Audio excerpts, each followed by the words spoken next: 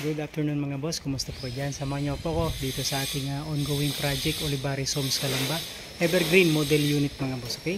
So bali activity ngayon mga boss, magbubuhos ng concrete slab sa second floor doon sa likod mga boss, okay?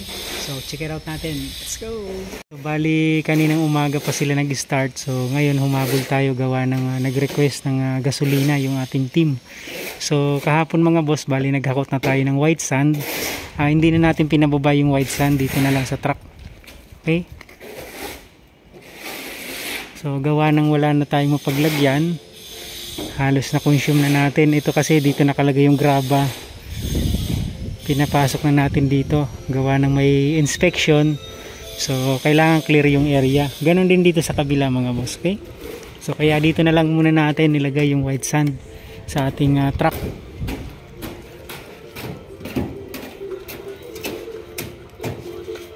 Check natin sa likod mga boss. So bali yung fencing nito mga boss halos complete na rin.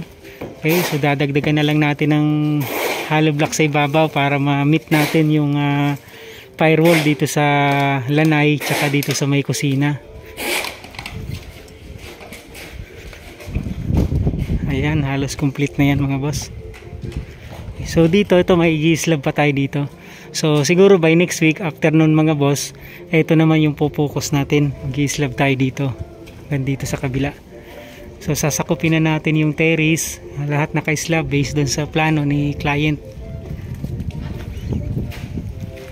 So ito for plastering na lang, by next week malalaman na natin to for plastering, okay?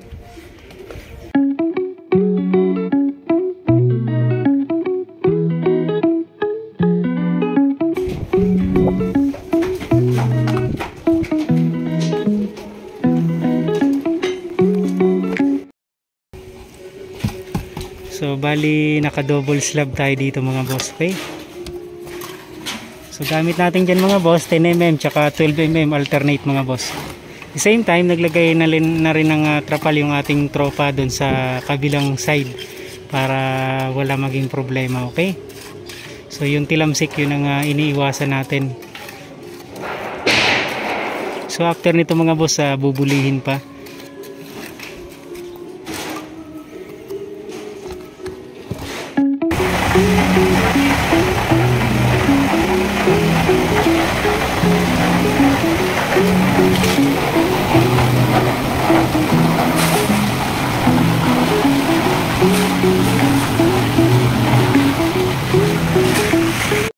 Bali ginamit natin dito mga boss yung round tube tsaka tubular yung ating ginawang scaffolding framing, okay? Para reusable kasi siya mga boss, yung kagandahan sa bakal, maputol man pwedeng dugtungin, okay? Unlike dun sa kahoy, hindi na pwedeng dugtungin, okay? So round tube yan ang ginamit natin. Tapos mayroon lang mga shackle, okay? Yan.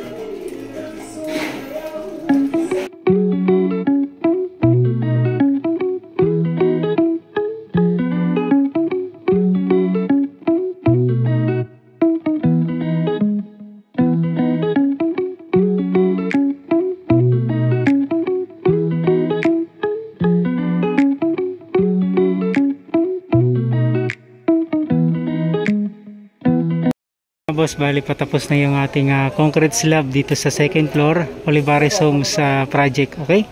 So bali naglagay na rin ng vertical bars abang para sakali mang magpa-diretso, magpa-extend ulit si owner ng room, extension room, so meron nang nakaabang, okay?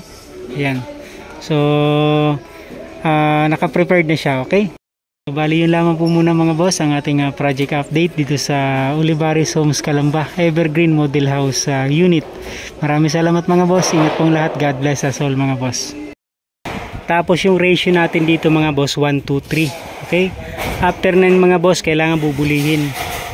So ngayon pagka medyo bumaba na yung tubig, bubulihin ulit mga boss, okay? Mga 3 beses to bubulihin, okay? Yan. So pangalawang buli na to mga boss. So mamaya ulit pag medyo umiga-iga na yung tubig, okay?